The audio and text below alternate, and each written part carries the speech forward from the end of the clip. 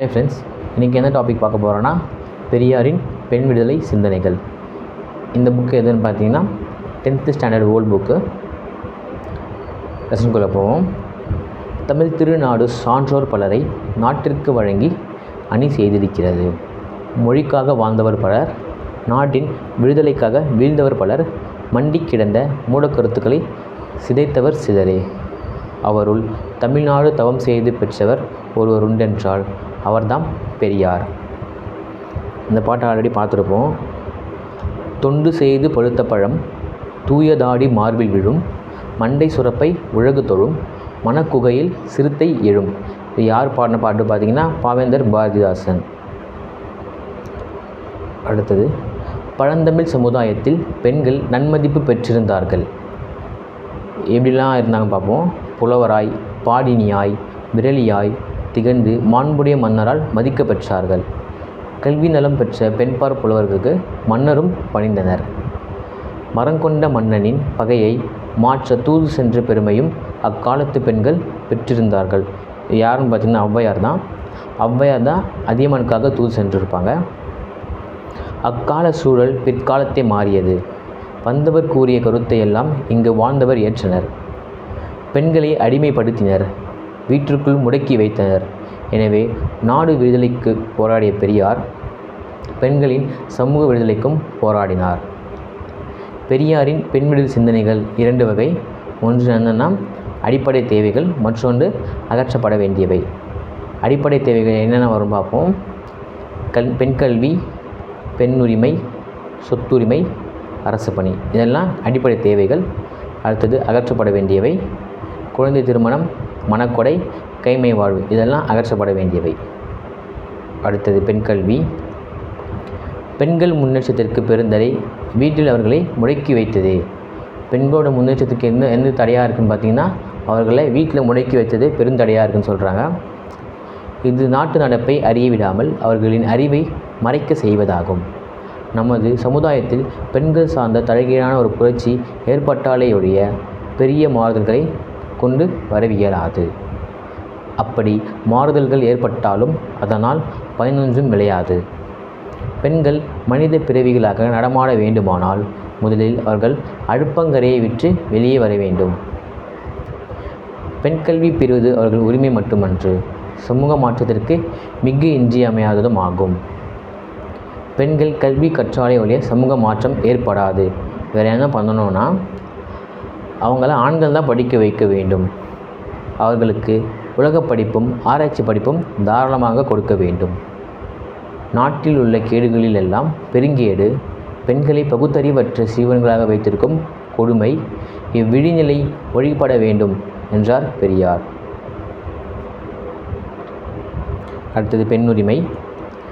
பெண்கள் உரிமை பெற்று புது உலகை படைக்க வேண்டும் என்று விரும்பியவர் பெரியார். அதற்காக அவர்களை ஆயத்தப்படுத்தும் முறையே தனியானது.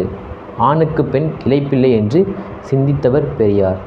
அவர் பெண்கள் தத்தம் கணவனுக்கு மட்டும் உழைக்கும் அடிமையாக இராமல் மனித சமுதாயத்திற்கு தொண்டாற்றும் புகழ்பெற்ற பெண்மணிகளாக விளங்க வேண்டும் என்று வலியுறுத்தினார்.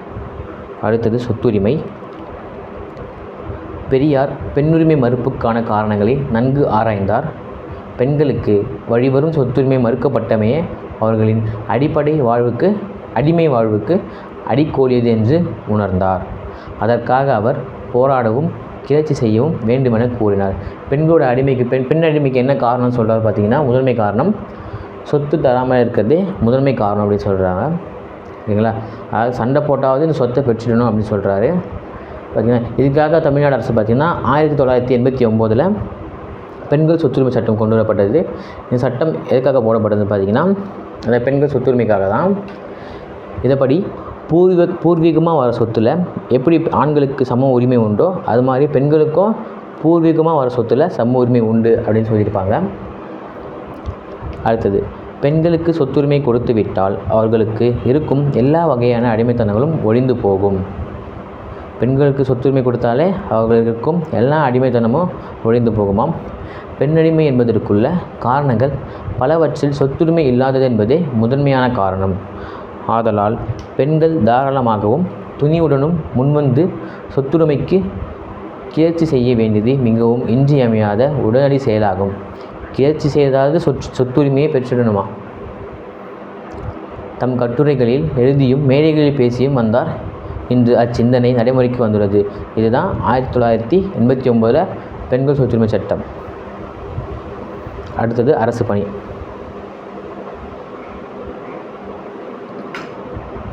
அரசு பணி அனைத்து துறைகளிலும் ஆண்களைப் போலவே பெண்களும் அரசு பணியை பெற வேண்டும். அரசாங்கத்தின் அனைத்து துறைகளிலும் பெண்கள் பணியாற்றும் பொழுது நம் சமுதாயத்தில் புரட்சி ஏற்படும். பெண்களுக்கு எல்லா வகையான உத்தியோகமும் கிடைக்க செய்ய வேண்டும் என்று வற்புறுத்தி கூறுகிறோம் என்று பெரியார் அன்று சிந்தித்ததை தமிழக அரசு இன்று நடைமுறைப்படுத்தி வருகின்றது. அடுத்தது அகற்றப்பட வேண்டியவை: சடங்குகளையும் மூட நம்பிக்கைகளையும் களைவதில் உறுதியான உள்ளம் படைத்தவராக இருந்தவர் பெரியார். பெண்ணுரிமைக்கு ஊறு விளைவிக்கும் பழைய நம்பிக்கைகளை ஏற்க மறுத்தார். விடுதலைக்கு முன்னிருந்த பெருங்கொடுமைகளுள் குழந்தை மனமும் ஒன்று. ஆளும் அறிவும் வளர்வதற்கு முன்பாக வாழ்க்கை பயணமா? இது சிற்றில் சிதைத்து விளையாடும் பருவத்தில் பெற்றோர் செய்த வேதனை விளையாட்டு தான் குழந்தை திருமணம். அடுத்தது மனக்கொடையும் மனக்கொடை மறுப்பும் கைமை ஒழிப்பும். தமிழர்களிடம் இன்று பரவியுள்ள பெருநோய் ஒன்று உண்டு. அதுவே மனக்கொடை. ஓகேங்களா? வரதட்சணை தடுப்பு சட்டம் 1961. ஓகேங்களா? எதுக்குன்னா இந்த மனக்கொடைக்காக போட்டிருப்பாங்க. அது மட்டும் இல்லாமல் நவம்பர் 26 வரதட்சணை தடுப்பு நாளாகவும் கொண்டாடிட்டு வரோம். தம் மகளின் கல்விக்காக பணம் செலவழிப்பதனை தங்கள் கடமையை சேர்ந்தது என கருதாது அதை ஏதோ ஒரு தொழிலில் போட்ட முதலீடாக கருதுகின்றனர். அந்த முதலீட்டை வட்டியுடன் சேர்த்தோ அவனுக்கு வரப்போகின்ற மனைவியின் மூலம் மனக்கொடையாய் பெற்றுவிட வேண்டுமென்று துடிக்கின்றனர். சமுதாயத்தில் முறையான ஒழுக்கமும் அன்பும் தியாக உணர்ச்சியும் ஏற்பட்டால்தான் இம்மாதிரியான தீமைகளை ஒழிக்க இயலும். தமிழ்நாட்டு இளைஞர்கள், மாணவர்கள், பட்டதாரிகள் ஆகியோர் செக்கு மாடுகளாக இல்லாமல் பந்தய குதிரைகளாக மாற வேண்டும் அப்படின்னு சொல்கிறாரு. அதுக்கப்புறம் பார்த்திங்கன்னா இது முக்கியமான கோட்டு: தாமே பாடுபட்டு உழைத்து முன்னேற வேண்டும் என்னும் உயர்ந்த எண்ணம் நம் இளைஞர்களிடையே வர வேண்டும். தாமே பாடுபட்டு உழைத்து முன்னேற வேண்டும் என்னும் உயர்ந்த எண்ணம் நம் இளைஞர்களிடையே வளர வேண்டும் என்று பெரியார் நாப்பறை ஆர்த்தார். கணவனை இழந்தோர் மறுமணம் செய்து கொள்வதில் தீங்கில்லை என்றும் தெரிவித்தார். அடுத்தது ஒழுக்கம். ஒழுக்கம் உயிரினும் ஓம்பப்படும் என்னும் வள்ளுவர் வாய்மொழியை நன்குணர்ந்தவர் பெரியார். ஒரு நாடு வளத்துடன் இருக்க வேண்டுமானால் அந்நாட்டு மக்கள் அனைவரும் ஒத்த ஒழுக்கமுடையவராக இருக்க வேண்டும். ஒழுக்கம் என்பது கற்பென்பதும் பெண்களுக்கு மட்டும் என்றில்லாமல் ஆண் பெண் இருபாலருக்கும் பொதுவானதாகும் என்பது அவரோட கருத்து.